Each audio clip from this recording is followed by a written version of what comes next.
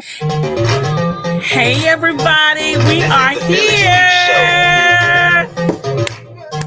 Welcome to the Village Speak Show.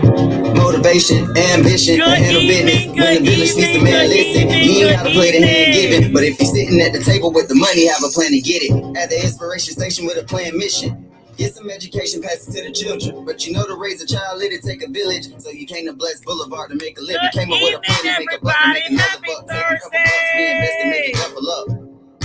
I just wanna level up. I gotta like and I share just on wanna my level other up. I do this here. You don't even know my name. I'm new this year. Yeah, but I knew this here. I picked the right team and my crew is here. Cause everybody can't go. A bunch of no call, no shows. Welcome to the Village Speak Show. This the business free show. This the Village Speak Show. This the Village Speak Show. Welcome to the Village Speak Show. Welcome to the Village Speak Show. Motivation, ambition, to handle business. When the village speaks, the man listen. You ain't gotta play the hand given, but if you're sitting at the table with the money, have a plan to get it. At the inspiration station with a planned mission. Get some education, pass it to the children. But you know, to raise a child, it'll take a village. So you came to Bless Boulevard to make a living. At the Village Speak Show. Welcome to the Village Speak Show. This is the Village Speak Show. Okay, everybody. Good evening, good evening, good evening, good evening, good evening. Sorry, I was playing double production and trying to like and share the video. So if you are tuning in, can you please like and share the video and share it in your groups and everything, because I know it's going to be exciting. I'm so grateful to be back in the studio, you guys. I can tell you already, we're probably going to be changing our show night because we got a lot of different things going on. So stay tuned to that. You know, week by week, I'll tell you if we're going to be in the studio or we're going to be coming on a different night or a different time. But the great thing about being on Facebook Live and on our YouTube channel, you can find it anytime because it's public information and we don't delete the posts for the most part. But I want to give you a couple of announcements before we get in with our guest. I am so excited for her to be here with us tonight. Just know that on Saturday, don't forget we have our pop-up shop on Saturday. That's from 11 to 3. We're going to have Kia's Creation will be here. Girlie's Lemonade, vegan healing vibes. And who am I missing? Vegan advice. I think. Oh, I'm sorry. And Little Pearl Peanuts. Now, Little Pearl is coming a little bit later, but she'll be here as well. And you can't forget Foster's Barbecue. So that's going to be this coming Saturday. And then on the 20th, we got the yard sale. Make sure you see myself or Nikki Jazzy Sweets. And then on the 27th, we have a family reunion coming up because we have a lot of our retail vendors and our couple of food vendors that's going to be getting licensed for their mobile food vending license, and we're excited about that. And you do know every Monday we have Meatless Mondays here from 4:30 to 7:30 every single Monday with Auntie Candy, and then on Thursdays we have the Sellout Crew with Nikisha Freeman with Angel X Expression. We have Emmanuel with Unk Sauce. We have Shamika Falcon with Granny B's Butters and more. And then, of course, we have the bacon evangelist herself, Tamira Moore with Nikki Jazzy Sweets. Thank you guys for always coming out to support what we have going on Blessed Boulevard. And tomorrow, somebody say tomorrow, you can find Little Pearl Peanuts. She will be here Friday and Saturdays and going forward at, I think, starting at 2 o'clock. But make sure you follow her page. You can get the exact time. So I think that's the minimum of the announcements, and the rest you can look in the comment section later about around the town events coming up, because I definitely want to give the rest of our time to our special guest on tonight. So I want to say welcome, Michelle. Thank you for saying yes. And can you please introduce yourself for our audience? Thank you. Thank you for having me. I really appreciate it. I am Michelle C. Butler, and I am the mother of Madison Colleen Butler, who resides in heaven now. And she has been there for 5.5 years. I have had quite the journey since then. She was my everything. I raised her on my own. And, we're best friends. So she came to me and said, Mom, I want to move to California. We were living in Colorado at the time.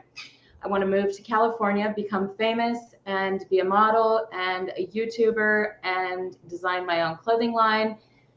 And I said, okay, sounds great. Let's go. So we sold our stuff in Colorado, moved to California, and 17 days later, she drowned in the pool at our apartment in 3 feet of water. It's called shallow water blackout. Completely unexpected. I mean, she's a solid swimmer. She was almost 18 years old. So it was really, just pulled the rug out from under me completely.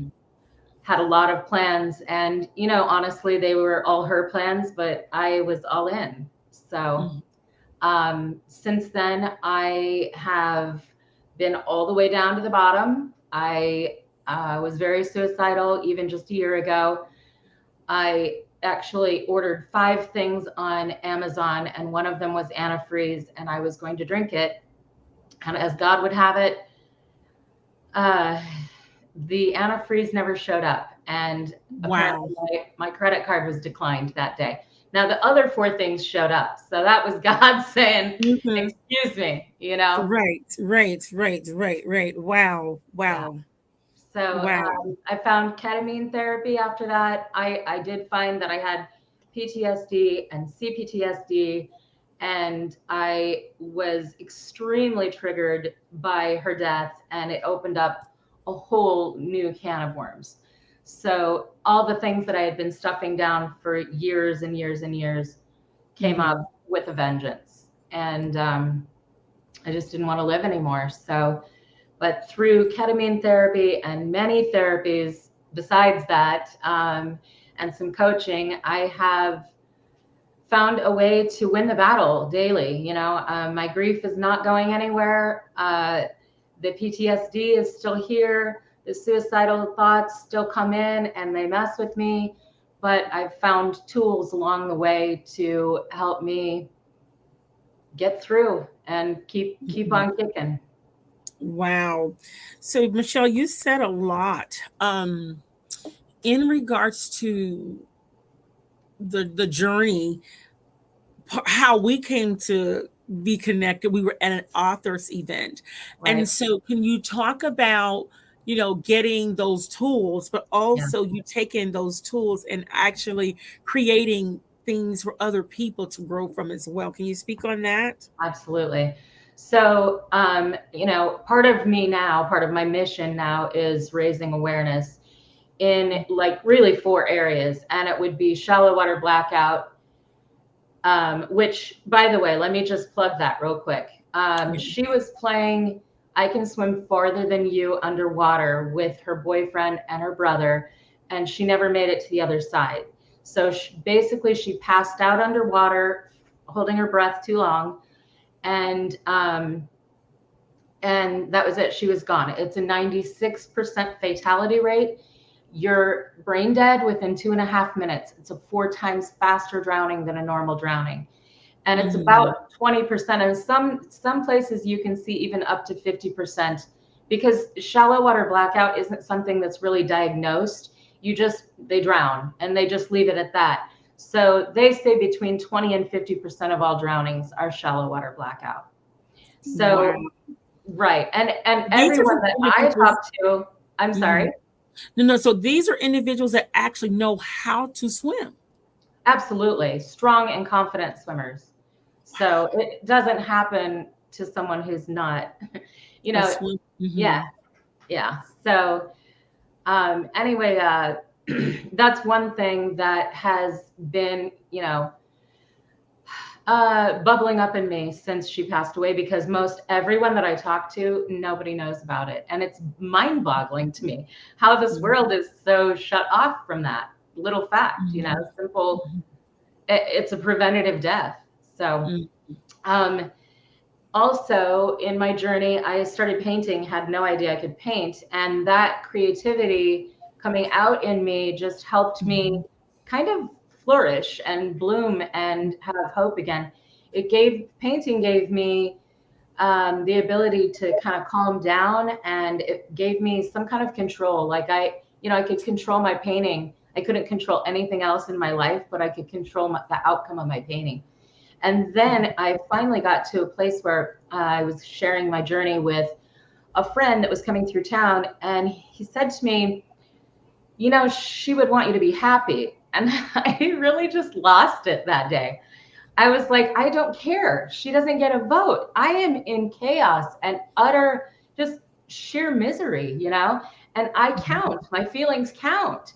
And so that day I went home and I said, you know what, I'm writing a book. And I mean, literally, it was God speaking through me, because I wrote the book in 3 weeks' time, and it just poured out of me. I couldn't help but just flow, So then I created another book. The first one was more for people that didn't know what to say, and to bridge that gap, between people who are grieving and people who just really don't know how to handle it, to be honest. And I wanted to, because I lost a lot of friends, and it's all okay. I had them when I needed them, how I needed them, and vice versa. So that's all okay, but I don't feel like everybody has to go through what I went through. I don't think everybody has to have such a bottom, I think with the tools that I have found and written about, that, you can kind of shorten, I wouldn't say shorten, but lessen the blow daily of grief, because it's going to be here. So, and then also finding the PTSD in there, and finding ketamine therapy that healed my brain enough for my heart to heal, and for me to be able to journal and to be able to put words on paper, and, calm down and have anxiety and be able to do things like this. I have spoken on stages. A year ago, I could barely get out of bed. So I'm speaking in front of people now, and really sharing my story and sharing my raw truth, because I think that's where it's at. And I think that's what we're missing in society where grief is involved. I think everybody just is like, oh, grief is bad. I don't want to talk about it. I don't want you to share yours. It's ugly. And people kind of attach to it,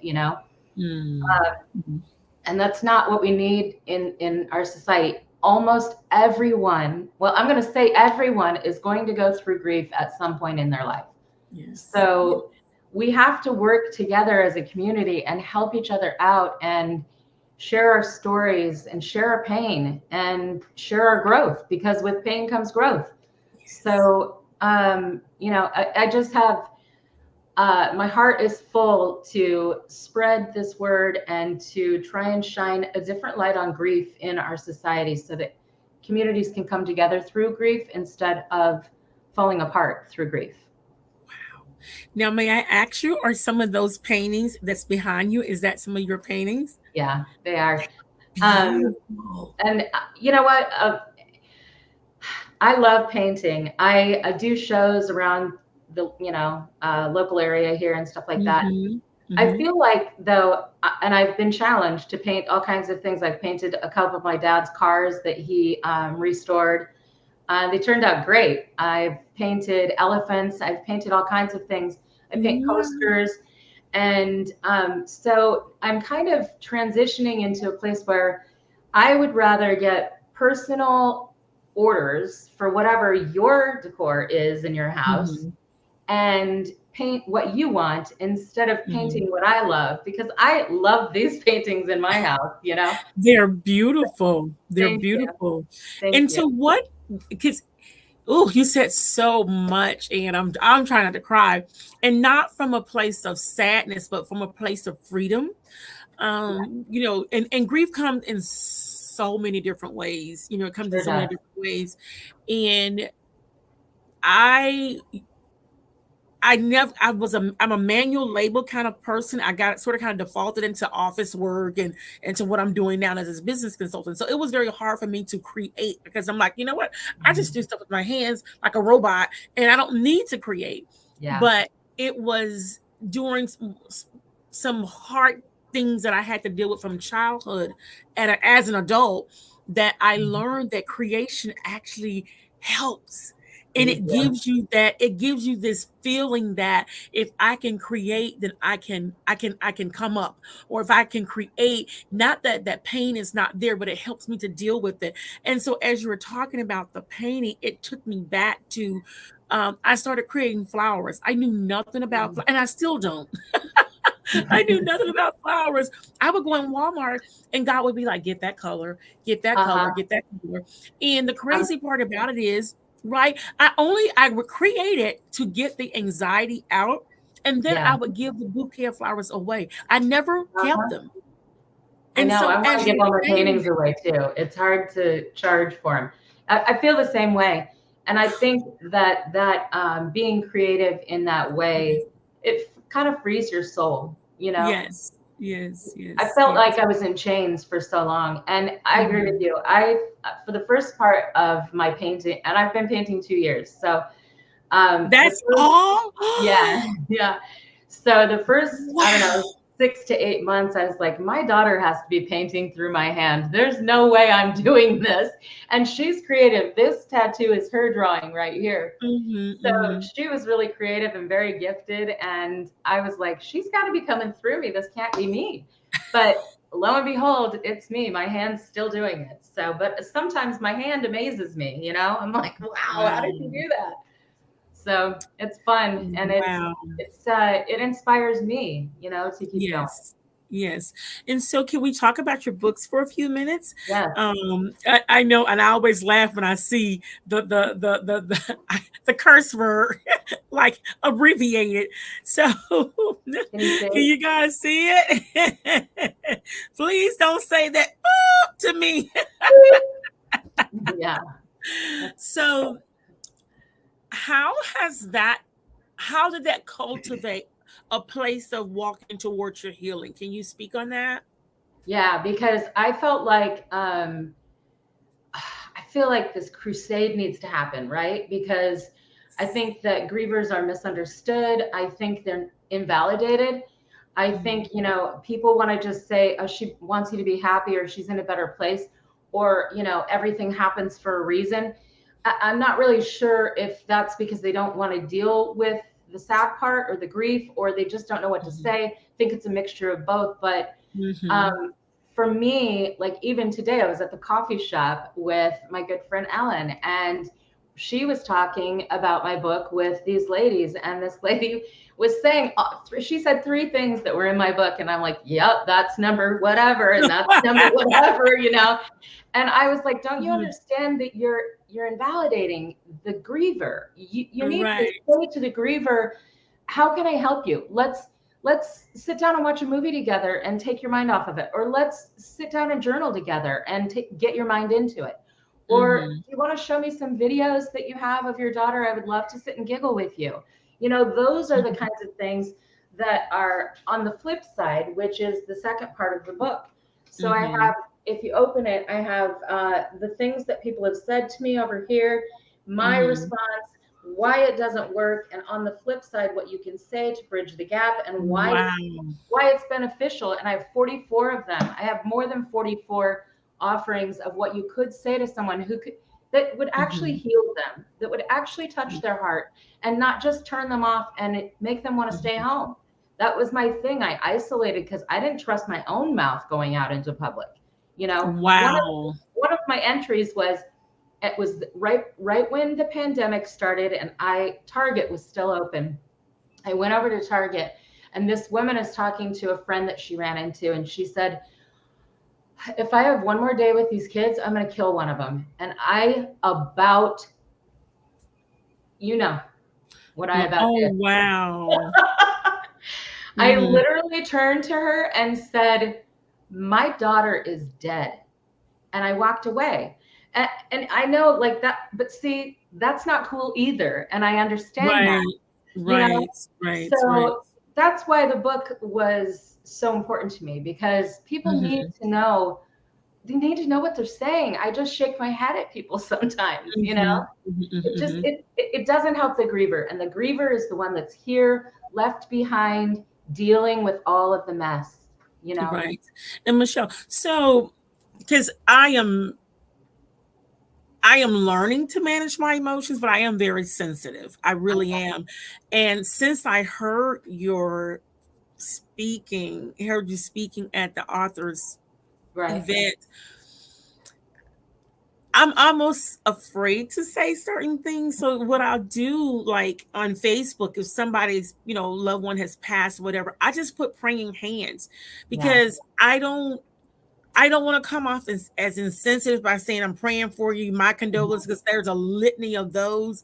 Mm-hmm. But Yeah. And the other one is I'm sorry. And, I don't know if you know Andy Grammer, he's got a song, I Wish You Pain.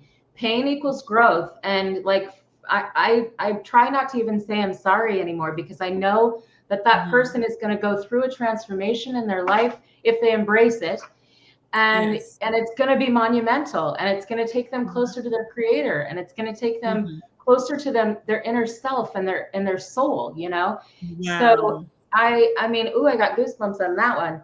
Mhm. And so, so even that, but I just think the being there for someone and honoring their loved one that's gone and honoring their grief is where it's at, Mhm. Does that make Mhm. sense? Yes. And I want to thank you, because and you've said so many powerful things, and that's why I can't say thank you enough for being on here. You said that in regards to grief, we think of it as a not so pleasant thing, and so sometimes not being around a person, because you don't know what to say, you don't want to offend them, and then sometimes you feel like you need to help, but helping is really hurting, so you're like in this pickle. And Yeah. how did you get to the point where you were able to say, hey, I you're just not got bad, mad. I'm not bad, this is just a process? I really got mad one day, to be honest. I just got mad. I was over it. I was just done. And I was like, this has to stop. And I want to raise awareness. I want to raise awareness all over the world. Grief is real. Grief is everywhere. Grief is grief. Pain is pain. We all have it. Why not share it? It's less, there's power in numbers. And it lessens it when you share it with someone. And when you share your story, somebody else opens up, Yes. So I want to tell you about Befriending My Grief Monster too. That was my second book. I also did journals in between. The journals are please do say that, and please say that. And they're for both a griever and a supporter. But Befriending My Grief Monster came to me because I just felt like, I had handled the big situation at hand, and now I needed to give answers to people who are really grieving and tools to people who are really grieving. And so I want to help people find their deepest inner self and fall in love with her or him. I think that was one of my biggest problems in healing was I honestly loved my daughter more than I loved myself. And Wow. and it took her dying for me to figure out that I needed to love myself too. She taught me in her life love and unconditional love and what love truly looks like and and the love that I really deserve to have. And in her death, she has taught me how to find that love in myself. And I'm not perfect. I promise. I battle every single day. I battle, but I'm winning the battle. I'm still here a year later after I wanted to kill myself. So, after I planned to kill myself. Yeah. And God said, not so, not so. Not happening, girl. So, and I'm not, and I'm scared to say this, but I'm like, it's not funny, but how ironic you would get everything else. Oh, what a huge message, right? And the car not decline, right? I mean, it's like, oh my gosh. So my mission is obviously the awareness about shallow water blackout, your grief monster, PTSD and CPTSD, and suicidal ideation and tendencies. I know there are countless people that are in that same battle every single day. And so I'd really like to start speaking around our community, about shallow water blackout, pool safety, water safety. I think we need to have oxygen tanks at all the pools. Just like we have, fire extinguishers And here those and there. AEDs too, the AED equipment. Absolutely, absolutely. Because that's the only thing that would save someone's life that has, that has taken on water like my daughter did, and only has 2.5 minutes, no oxygen to the brain, so that your brain is dead, so that, because there's no, unless you're in the pool right next door to the hospital, Right. they're not going to show up in time. Right. So I'd like to really start spreading that awareness worldwide, and let's save our kids, because especially at that age, they're invincible, right? And what I've heard about shallow water blackout is that you feel euphoric right before you pass out.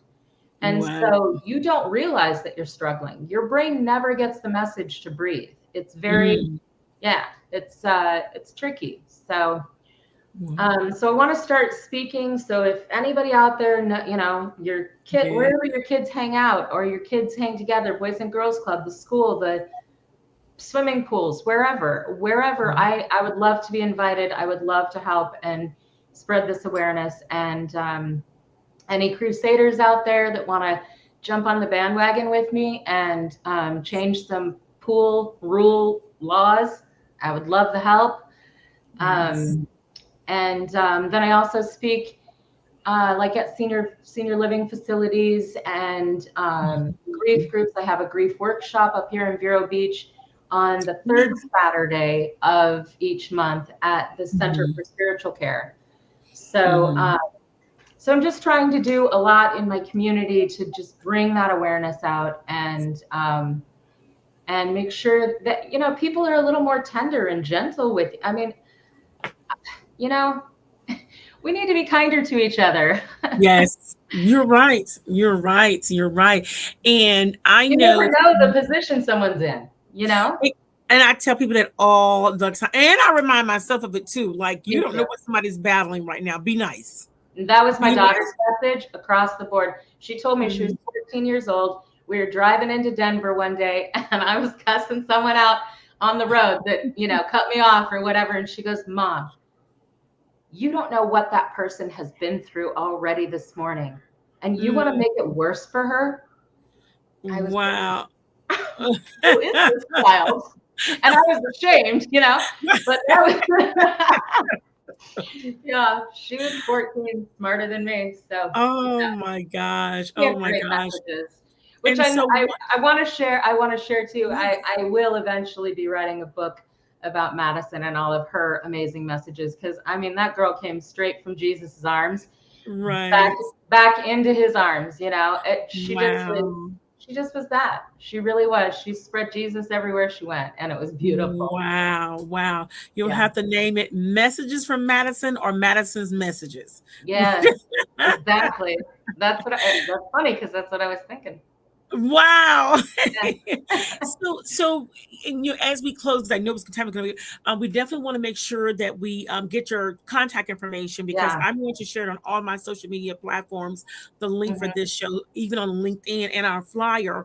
But what would you share with someone that may be like in the crevice of life, and they really and truthfully don't know which way to turn? They're like at the end of their rope. Any comforting words you would offer, or just some? I'm going to say, listen to your gut, because every time I was at the end of my rope, my gut would tell me, reach out to someone, Michelle, reach out to someone. And I would get the message who to reach out to. It was usually another mom that had lost a child or something like that, that could really, truly console me. And really, I could connect with someone, because the isolation and the feeling alone is what I think drives me to suicidal thoughts.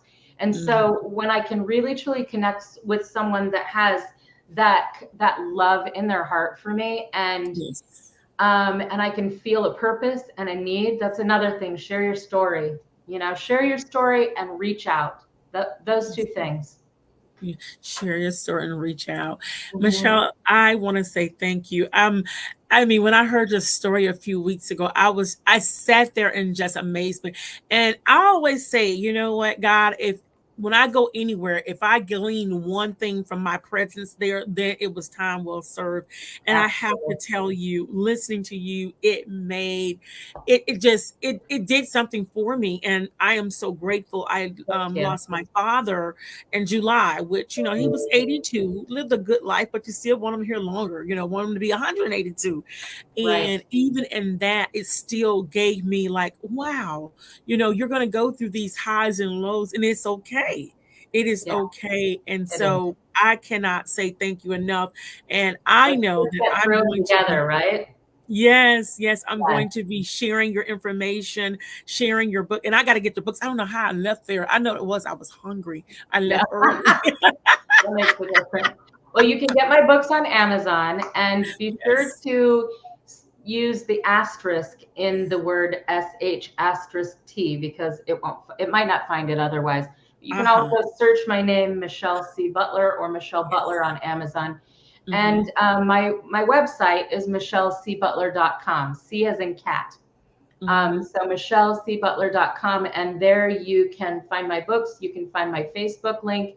You can find you can contact me, email me, and order whatever kind of beautiful art you would like for your home, or ask me to speak. I love speaking. It's my thing. I've found gifts that I never ever knew I had. So that's amazing too. And I got goosebumps on that one too. It's fun. It's fun. Finding a purpose again has really been, it's really been the blessing in my journey. Yes. And as you were as we're closing, and as you were speaking, some of the areas that I see that because they're always looking for speakers, because they meet every single week, would be your Kiwanis groups and your Rotary clubs, because they literally meet every single week.